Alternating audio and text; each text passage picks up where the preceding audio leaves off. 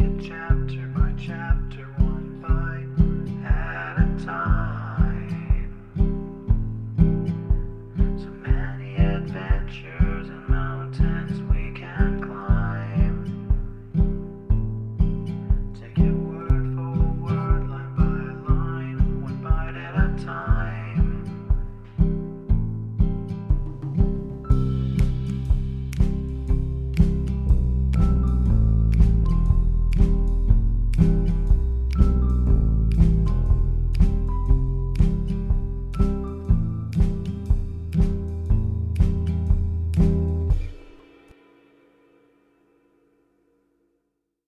Welcome to Bite at a Time Books, where we read you your favorite classics one bite at a time. My name is Bree Carlisle, and I love to read, and wanted to share my passion with listeners like you. If you want to know what's coming next and vote on upcoming books, sign up for our newsletter at biteatatimebooks.com. Be sure to follow my show on your favorite podcast platform so you get all the new episodes. You can find most of our links in the show notes, but also our website, biteatatimebooks.com, includes all of the links for our show, including to our Patreon to support the show and YouTube, where we have special behind the narration of the episodes. We're part of the Bite at a Time Books Productions Network. If you'd also like to hear what inspired your favorite classic author to write their novels, and what was going on in the world at the time, check out the Bite at a Time Books Behind the Story podcast, wherever you listen to podcasts. Today we'll be continuing Anne's House of Dreams by Lucy Maud Montgomery. Chapter 16, New Year's Eve at the Light. The Green Gables folk went home after Christmas, Marilla under solemn covenant to return for a month in the spring.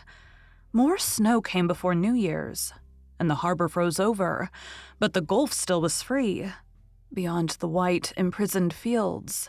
The last day of the old year was one of those bright, cold, dazzling winter days, which bombard us with their brilliancy and command our admiration, but never our love.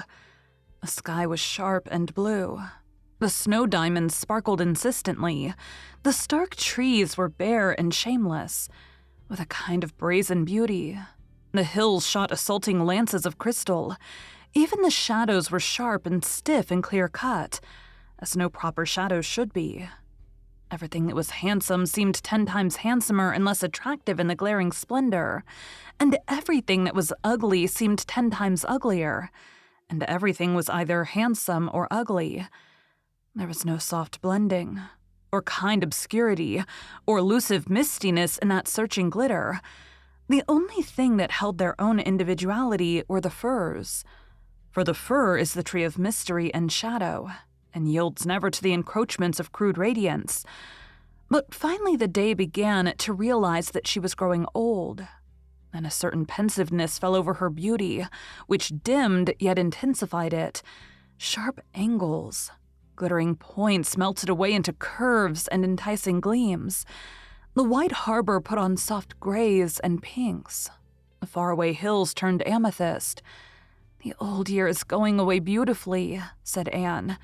She and Leslie and Gilbert were on their way to the Four Winds Point, having plotted with Captain Jim to watch the New Year in at the light.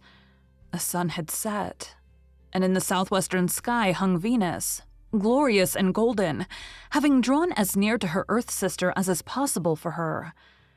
For the first time, Anne and Gilbert saw the shadow cast by that brilliant star of evening, that faint, mysterious shadow, never seen save when there's white snow to reveal it, and then only with averted vision, vanishing when you gaze at it directly. "It's like the spirit of a shadow, isn't it?" whispered Anne. "You can see it so plainly haunting your side when you look ahead, but when you turn and look at it, it's gone." "I have heard that you can see the shadow of Venus only once in a lifetime, and that within a year of seeing it, your life's most wonderful gift will come to you," said Leslie. But she spoke rather hardly. Perhaps she thought that even the shadow of Venus could bring her no gift of life. Anne smiled in the soft twilight, but she felt quite sure what the mystic shadow promised her. They found Marshall Elliott at the lighthouse. At first, Anne felt inclined to resent the intrusion of this long-haired, long-bearded eccentric into the familiar little circle. But Marshall Elliott soon proved his legitimate claim to membership in the household of Joseph. He was a witty, intelligent, well-read man, rivaling Captain Jim himself in the knack of telling a good story. They were all glad when he agreed to watch the old year out with them. Captain Jim's small nephew Joe had come down to spend New Year's with his great-uncle, and had fallen asleep on the sofa with the first mate curled up in a huge golden ball at his feet. "Ain't he a dear little man?" said Captain Jim gloatingly. "I do love to watch a little child asleep, Mistress Blythe. It's the most beautiful sight in the world, I reckon. Joe does love to get down here for a night because I have him sleep with me. At home he has to sleep with the other two boys, and he doesn't like it. 'Why can't I sleep with father, Uncle Jim?' says he. Everybody in the Bible slept with their fathers. As for the questions he asks, the minister himself couldn't answer them. They fair swamp me. Uncle Jim, if I wasn't me, who'd I be? And Uncle Jim, what would happen if God died? He fired them two off at me tonight afore he went to sleep.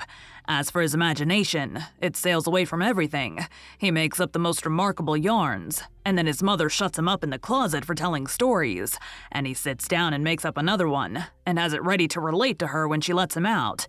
He had one for me when he come down tonight. 'Uncle Jim,' says he, solemn as a tombstone, 'I had a venture in the glen today.' 'Yes, what was it?' says I, expecting something quite startling, but nowise prepared for what I really got. 'I met a wolf in the street,' says he, 'a 'normous wolf with a big red mouth and awful long teeth, Uncle Jim.' 'I didn't know there was any wolves up at the glen,' says I. 'Oh, he comed there from far, far away,' says Joe, 'and I thought he was going to eat me up, Uncle Jim.' 'Were you scared?' says I. 'No, 'cause I had a big gun,' says Joe, 'and I shot the wolf dead, Uncle Jim. Solid dead. And then he went up to heaven and bit God,' says he. Well, I was fair staggered, Mistress Blythe." The hours bloomed into mirth around the driftwood fire. Captain Jim told tales, and Marshall Elliott sang old Scotch ballads in a fine tenor voice. Finally, Captain Jim took down his old brown fiddle from the wall and began to play. He had a tolerable knack of fiddling, which all appreciated save the first mate, who sprang from the sofa as if he had been shot, emitted a shriek of protest, and fled wildly up the stairs. "Can't cultivate an ear for music in that cat nohow," said Captain Jim. "He won't stay long enough to learn to like it. When he got the organ up at the Glen Church, old Elder Richards bounced up from his seat the minute the organist began to play, and scuttled down the aisle and out of the church at the rate of no man's business. It reminded me so strong of the first mate tearing loose as soon as I began to fiddle, that I come nearer to laughing out loud in church than I ever did before or since." There was something so infectious in the rollicking tunes which Captain Jim played, that very soon Marshall Elliott's feet began to twitch. He had been a noted dancer in his youth. Presently he started up and held out his hands to Leslie. Instantly she responded. Round and round the firelit room they circled with a rhythmic grace that was wonderful. Leslie danced like one inspired. A wild, sweet abandon of the music seemed to have entered into and possessed her. Anne watched her in fascinated admiration. She had never seen her like this. All the innate richness and color and charm of her nature seemed to have broken loose and overflowed, in crimson cheek and glowing eye and grace of motion. Even the aspect of Marshall Elliott with his long beard and hair could not spoil the picture. On the contrary, it seemed to enhance it. Marshall Elliott looked like a Viking of elder days, dancing with one of the blue-eyed, golden-haired daughters of the Northland. "The purtiest dancing I ever saw and I've seen in some time," declared Captain Jim, when at last the bow fell from his tired hand. Leslie dropped into her chair, laughing, breathless. "I love dancing," she said apart to Anne. "I haven't danced since I was 16, but I love it. The music seems to run through my veins like quicksilver, and I forget everything except the delight of keeping time to it. There isn't any floor beneath me, or walls about me, or roof over me. I'm floating amid the stars." Captain Jim hung his fiddle up in its place, beside a large frame enclosing several banknotes. "Is there anybody else of your acquaintance who can afford to hang his walls with banknotes for pictures?" he asked. "There's $20 notes there, not worth a glass over them. They're old Bank P.E. Island notes. Had them by me when the bank failed, and I had 'em framed and hung up, partly as a reminder not to put your trust in banks. and partly to give me a real luxurious millionary feeling. Hello, matey. Don't be scared. You can come back now. Music and revelry is over for tonight. The old year's just another hour to stay with us.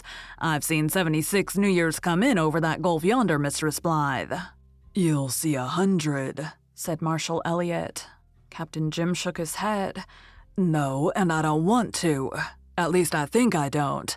Death grows friendlier as we grow older. Not that one of us really wants to die, though, Marshall. Tennyson spoke truth when he said that. There's old Mrs. Wallace up at the Glen. She had heaps of trouble all her life, poor soul, and she's lost almost everyone she cared about. She's always saying that she'll be glad when her time comes, and she doesn't want to sojourn any longer in this vale of tears. But when she takes a sick spell, there's a fuss. Doctors from town and a trained nurse and enough medicine to kill a dog. Life may be a vale of tears all right, but there are some folks who enjoy weeping, I reckon." They spent the old year's last hour quietly around the fire. A few minutes before 12, Captain Jim rose and opened the door. "We must let the new year in," he said. Outside was a fine blue night. A sparkling ribbon of moonlight garlanded the gulf. Inside the bar, the harbor shone like a pavement of pearl. They stood before the door and waited. Captain Jim with his ripe, full experience. Marshall Elliot in his vigorous but empty middle life. Gilbert and Anne with their precious memories and exquisite hopes. Leslie with her record of starved years and her hopeless future. The clock on the little shelf above the fireplace struck 12. "Welcome, New Year," said Captain Jim, bowing low as the last stroke died away. "I wish you all the best year of your lives, mates. I reckon that whatever the new year brings us will be the best the great captain has for us, and somehow or other we'll all make port in a good harbor." Thank you for joining Bite at a Time Books today, while we read a bite of one of your favorite classics. Again, my name is Bree Carlisle, and I hope you come back tomorrow for the next bite of Anne's House of Dreams.